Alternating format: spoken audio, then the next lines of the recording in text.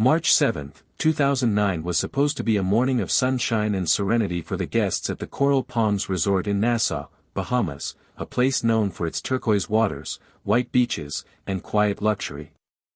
But as the island breeze swept across the resort's balconies, a horrifying discovery shattered the peaceful paradise. Inside Honeymoon Suite 502, the body of 65-year-old Evelyn Mallister was found lying motionless on the cold marble floor, bruised, bloodied, and surrounded by signs of a violent struggle. Her husband, 67-year-old Vietnam veteran Gerald Mallister, sat just a few feet away on the balcony, silent, expressionless, and drenched in alcohol. This is the tragic and chilling story of how a whirlwind romance turned into a nightmare, a tale of secrets, betrayal, trauma, and a honeymoon that ended in murder. March 7, 2009 was supposed to be a morning of sunshine and serenity for the guests at the Coral Palms Resort in Nassau, Bahamas, a place known for its turquoise waters, white beaches, and quiet luxury. But as the island breeze swept across the resort's balconies, a horrifying discovery shattered the peaceful paradise. Inside Honeymoon Suite 502, the body of 65-year-old Evelyn Mallister was found lying motionless on the cold marble floor, bruised, bloodied, and surrounded by signs of a violent struggle. Her husband, 67-year-old Vietnam veteran Gerald Mallister, sat just a few feet away on the balcony, silent, expressionless, and drenched in alcohol. This is the tragic and chilling story of how a whirlwind romance turned into a nightmare, a tale of secrets, betrayal, trauma, and a honeymoon that ended in murder. The housekeeper, Maria Santos, had approached the suite that morning expecting to tidy it for the newlyweds.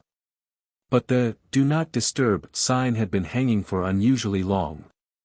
Something felt off. She knocked gently at first, then harder. No answer. When Maria finally pushed the slightly ajar door open, the scene before her froze her in place. Furniture overturned. Shattered glass everywhere. Blood splattered across the elegant cream walls. A broken champagne bottle with jagged edges lay near a lifeless body. Maria screamed for help, a scream so chilling that guests on the floor later described it as the kind that makes your heart drop even before you know what happened. Within minutes, resort security locked down the hallway as Nassau police rushed to the scene. On the balcony sat Gerald, staring blankly at the ocean. His shirt was wrinkled and smeared with blood. His knuckles were swollen and raw. His hands trembled. He barely spoke, and when he did, only fragments came out. Things didn't go as planned. I don't remember. His breath reeked of alcohol. It was clear something brutal had happened.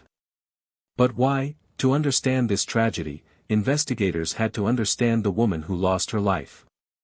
Evelyn Mallister was a gentle, warm-hearted retired schoolteacher from Savannah, Georgia. Widowed not long ago, she had spent years caring for her terminally ill husband.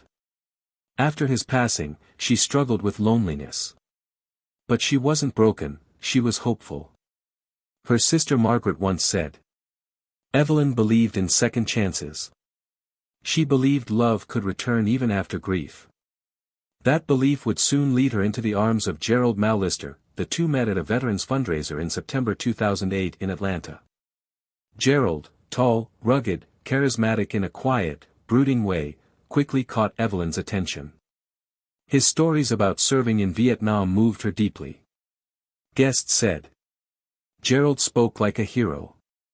He carried a certain darkness, but Evelyn saw light in him. Within weeks, they were traveling between Georgia and Atlanta, their romance unfolding rapidly. Flowers, long phone calls, future plans. Evelyn felt alive again for the first time in years. Friends noticed.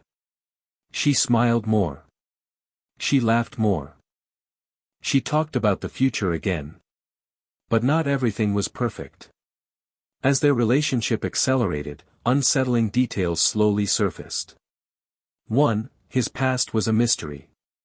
Gerald rarely spoke about his life outside the military. No photos of family. No close friends. No mentions of previous relationships. Anytime Evelyn asked about his past, he dodged the questions. 2. His temper. At a family gathering, Gerald snapped at a harmless joke. His sudden rage shocked everyone, especially Evelyn. Gerald apologized, blaming war scars and PTSD. Evelyn forgave him. 3. The emails.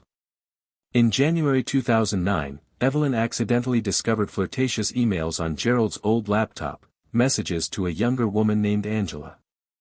Gerald insisted it was in the past. She wanted to believe him. 4. The money. By February, he convinced her to transfer a large sum of money into a joint account, supposedly to clear debts and start their marriage fresh. Friends noticed Evelyn became more subdued, as if carrying a weight she couldn't voice.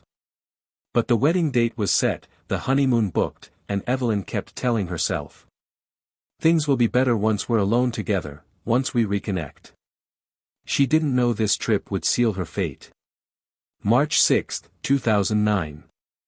The couple dined at a romantic seaside restaurant inside the resort. Moonlight reflected off the water. Live music played softly. It should have been perfect. But witnesses recalled tension. They weren't smiling. They weren't affectionate. They barely spoke. Then, an argument. Diners saw Evelyn leaning in, visibly upset. Gerald stiffened, jaw tight. Some heard her voice tremble. One woman at a nearby table recalled. Her face looked like a woman who just discovered something terrible. Hours later, guests on the 5th floor reported hearing shouting from the couple's suite. Furniture slamming. Glass breaking. A woman's scream. And then, silence. The forensic team meticulously examined the suite. Blood spatter patterns showed signs of a violent struggle. Evelyn had fought desperately to defend herself. Defensive wounds covered her hands and arms. The broken champagne bottle was confirmed as the weapon that caused multiple injuries. Meanwhile, Gerald's injuries told another story. Raw, bruised knuckles. Cuts consistent with broken glass. Scratches on his arms. Yet he claimed he remembered nothing. Toxicology later revealed he was extremely intoxicated, but not to the point of memory loss. Police suspected he was pretending not to remember. As detectives dug deeper, more chilling details surfaced. The emails Evelyn discovered. Police later confirmed that Angela, the younger woman, was still in contact with Gerald at the time of the honeymoon. The financial transfers. Gerald had withdrawn several $1,000s days before the trip. A theory emerged. Had Evelyn confronted him that night about discovering new lies, possibly infidelity or stolen money? And had that confrontation pushed Gerald into a violent rage? On March 20, 2009, Gerald Mallister was officially charged with second-degree murder. During interrogation, he cried at times, went silent at others, and repeatedly insisted he didn't remember anything. But the combination of physical evidence, witness testimonies, financial motive, their explosive argument, painted a clear and devastating picture. Evelyn, seeking love and a second chance at life, had walked into a trap built by secrets, lies, and a man whose emotional instability ran far deeper than she ever realized. What started as a love story between two lonely souls became a tragedy fueled by deception, trauma, and unchecked anger. Evelyn Mallister's life ended not in the peaceful retirement she deserved, but in a whirlwind of violence on what was meant to be her honeymoon. Her story remains a heartbreaking reminder. Sometimes the greatest danger wears the mask of love.